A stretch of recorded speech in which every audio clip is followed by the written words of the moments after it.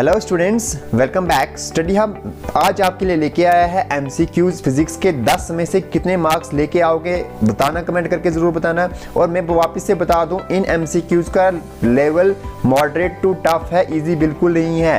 तो ठीक है जी, आपको कमेंट करके ये बताना है कि आपका क्या स्कोर रहा। तो चलो वीडियो को स्टार्ट करते हैं। और वीडियो को स्टार्ट करने से पहले अगर आपने चैनल को सब्सक्राइब चलो ये देख सकते हो आप, कहता है the discharge of a capacitor through an inductance is oscillatory.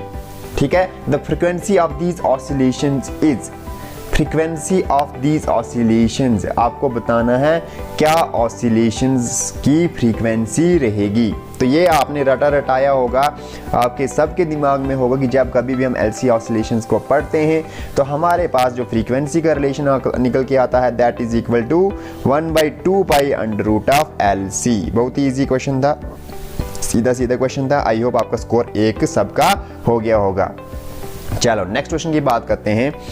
Next question कहता है magnetic field exerts no force on. आपको बताना है कि मैग्नेटिक फील्ड अगर कहीं पे होगा तो वो इनमें से किस पे बिल्कुल भी फोर्स नहीं लगाएगा। क्या मैग्नेटिक फील्ड, आपके पास ये कोई मैग्नेटिक फील्ड है, ठीक है जी, ये आपने बोल दिया कि एक मैग्नेटिक फील्ड है, इसमें आपने एक मैग्नेट को रख दिया। किसको रख दिया? मैग्नेट को। क्या तो उस पर कोई फोर्स नहीं लगाएगा? बिल्कुल लगाएगा। तो ये तो आंसर नहीं हो सकता। अनमैग्नेटाइज्ड आयरन बार, क्या वो आयरन बार पे कोई मैग्नेटिक फील्ड नहीं लगाएगा? बिल्कुल लगाएगा। आंसर ये भी नहीं हो सकता।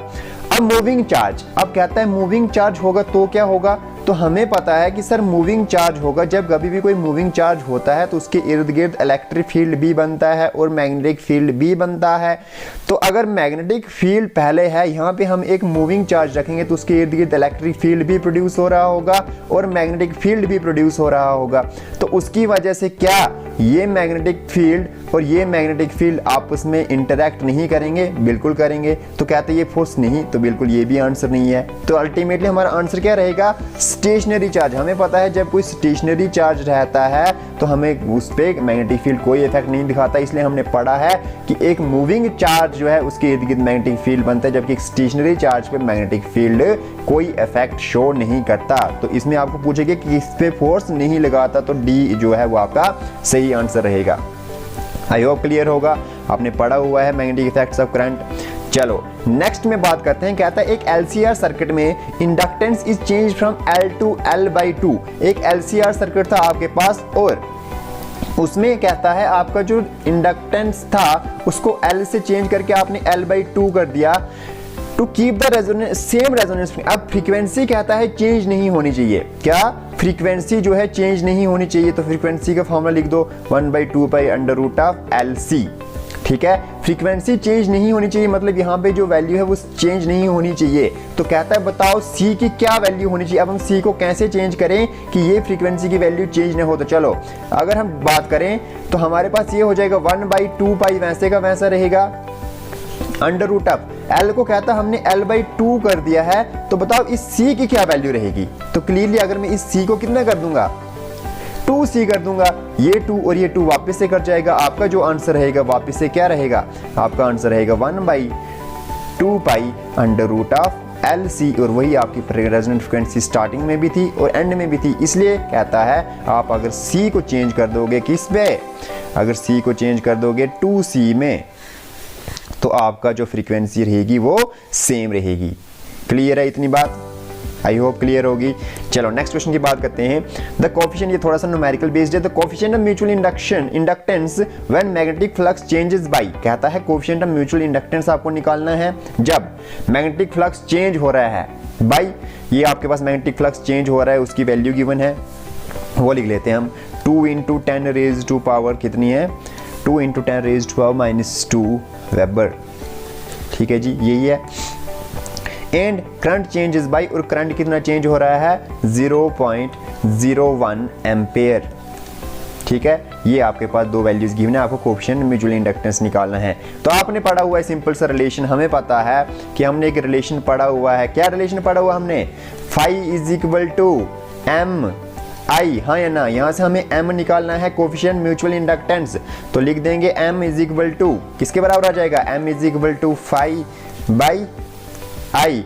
यहाँ से हमें पता है रेट ऑफ चेंज है मैग्नेटिक फ्लक्स कितना है 2 इंटू 10 रेज टू पावर -2, और यहाँ से हमें ये भी पता है इन करंट कितनी है 0.01, तो यहाँ से इसको अगर हम सॉल्व करेंगे तो ये आ जाएगा 2 इंटू 10 रेज टू पावर -2 और ये इंटू 10 रेज टू पावर 2 आ जाएगा, और ये 1 रहेगा तो आपके पास ये और ये कट जाएगा। यहाँ पे लिख रहा हूँ मैं 2 इंटू 10 रेज टू पावर -2 है, और इंटू ये आपके पास 10 रेज टू पावर 2 हो जाएगा, ऊपर ये प्लस का 2 है, ठीक है, ये और ये कट जाएंगे, आपके पास 1 रहेगा। तो आपका जो यूनिट रहेगा क्या रहेगा, हेनरी, 2 हेनरी। आपको पता है यूनिट क्या होता है म्यूचुअल और इंडक्टेंस का, हेनरी। चलो नेक्स्ट बात करते हैं, Kirchhoff's 2 laws of electrical circuits are manifestation. आप यहाँ पे कहते हैं किरचॉफ्स के जो दोनों लॉज हैं वो किन लॉज ऑफ कंजर्वेशन को फॉलो करते हैं। देखो मैं इसका आपको आंसर बता रहा हूं, लेकिन आपको कमेंट बॉक्स में बताना है कि किरचॉफ्स का जो फर्स्ट लॉ है वो किसको सेटिस्फाई करता है, और किरचॉफ्स का जो सेकंड लॉ है वो किसको सेटिस्फाई करता है। इस वाले के एमसीक्यू का आंसर आपको पता है,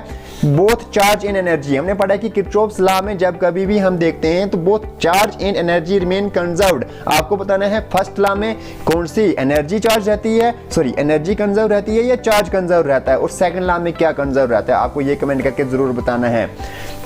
चलो नेक्स्ट क्वेश्चन की बात करते हैं। यहां पे आप देख सकते हो कहता है आपको लिस्ट ए को लिस्ट 2 के साथ कंपेयर करना है, ठीक है। तो चलो एम्पेयर्स लॉ बताओ इनमें से कौन सा है जी,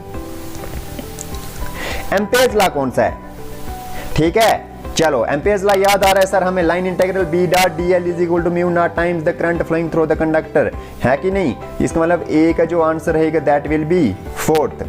फैराडे लॉ की बात करो, फैराडे लॉ आपने पढ़ा हुआ है। फैराडे लॉ क्या बोलता है, रेट ऑफ चेंज है मैग्नेटिक फ्लक्स। तो आपके पास कहां है, तो आपके पास बी का क्या आंसर रहेगा, ये है ना आपके पास, किसके बराबर हो जाएगा, बी का आपका जो आंसर रहेगा वो क्या रहेगा 2।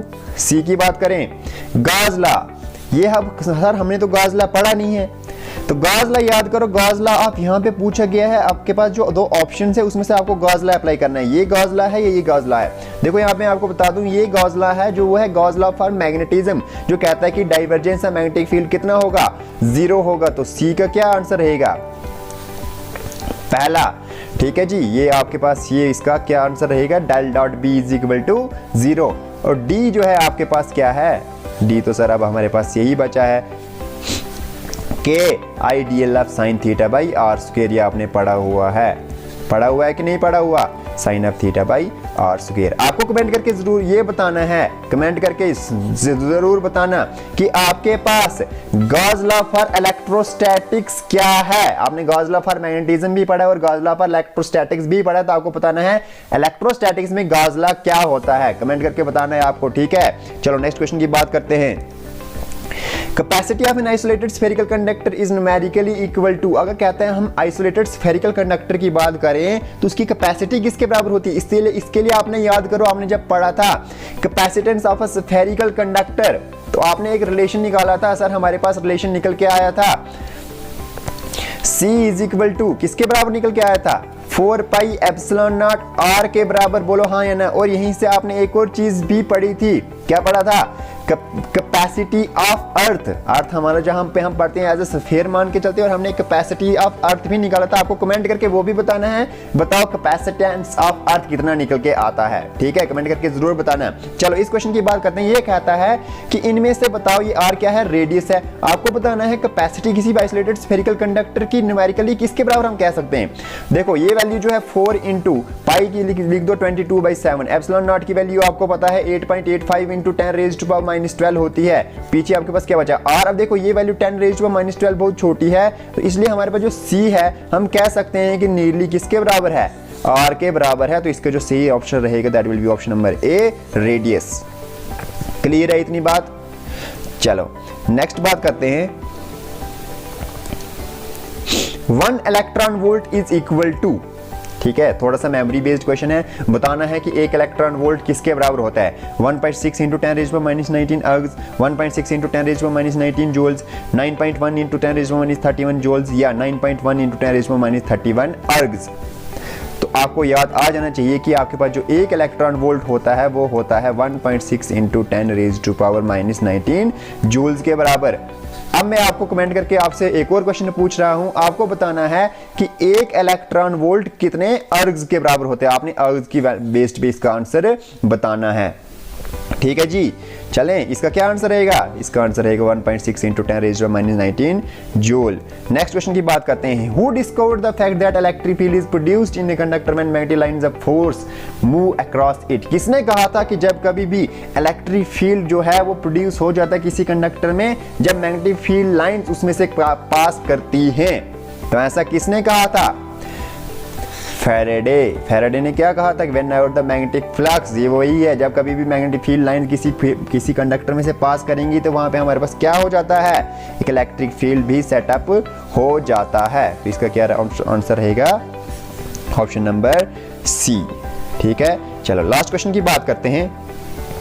The strength of induced EMF depends on the rate of change in magnetic flux. ये क्वेश्चन का आंसर मैं नहीं बता रहा, आपको इसका कमेंट करके बताना है। आंसर हमने ऊपर इसी वीडियो में पढ़ लिया है। ये कहता है स्ट्रेंथ ऑफ इंड्यूस्ड ईएमएफ, जो इंड्यूस्ड ईएमएफ होता है उसकी जो स्ट्रेंथ होती है वो डिपेंड करती है rate of change in magnetic flux. ऐसा किसने कहा था? किरचॉफ ने कहा था, ओम्स ने कहा था, फैराडे ने कहा था, या किसी ने भी नहीं कहा था? इस क्वेश्चन का अगर आपको समझ आ गया होगा तो इस क्वेश्चन का कमेंट करके आंसर जरूर बताना। यह आपका क्वेश्चन नंबर 10 है। 10वीं का क्या आंसर रहेगा बताओ? Kirchhoff's law, Ohm's law, Faraday's law या नन ऑफ